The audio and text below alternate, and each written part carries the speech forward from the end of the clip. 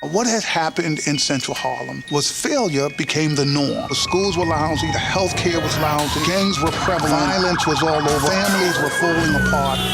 You can't raise children in a community like that. People had been talking about things, but not doing anything. Okay, how are I'm doing great. How about you? Right here on 119th Street. If we could fix this block, then we could fix the next block, then we could fix the next block. We promise parents, if your child stays with us, I guarantee you that child is going to graduate from college. Ed Bradley first reported on Jeffrey Canada 3.5 years ago, but back then there was no way to tell if his children's zone was working. Today, however, results are in, and they're nothing short of stunning. Dr. Roland Fryer is a professor in the economics department at Harvard.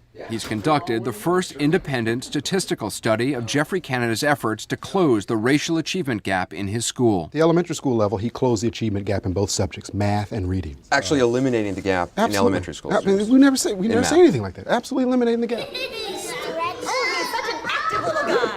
Exhibit A, the zone's Promise Academy Charter School. So these are our fourth graders. This year's fourth grade class is special. It's the first class where all the kids have been in the zone's pipeline since birth. The Harlem Children's Zone, which is a great example of Jeffrey Canada organizing a comprehensive way to give those poor kids in Harlem a chance to wind up and be David Letterman or Bill Clinton someday, or be great doctors or scientists by dealing with all the various challenges they have. So if somebody gives money or time to the Harlem Children's Zone, they know that they're going to get a high rate of return. You, sir, I have wanted to shake your hands for a couple of weeks now. I asked our staff to look into you and do a piece on you. Somebody who is making a difference, not taking no for an answer.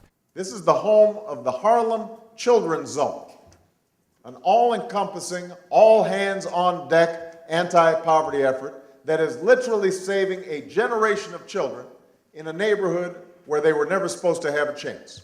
I'm less concerned about the sort of culture wars around is this conservative or liberal. I want the kids to be able to read. The kids can't read. It doesn't matter what's in the textbooks. If kids can't read, who really cares? My theory is let's give kids a great education.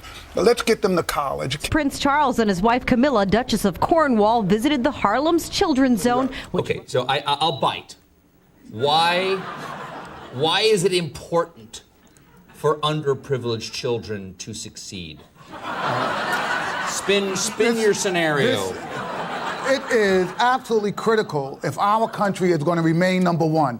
You know, America is not number one or number two or even in the top 10 or even in the top 15 when it comes to reading and math and English. And how do you measure success? It is measured for us in a very straightforward way. How many of our children come back with college degrees? You ever hear those people who say, you know, this is crazy, you can't do it, and think that maybe you bit off too much? As long as I am here, we're going to push this envelope as hard and as far as possible. And I think that in the end, it's going to be important that we demonstrate that we can get even the toughest kids to make it in America. Please welcome Jeffrey Canada. Really, I just want to kiss you. Just want to kiss you.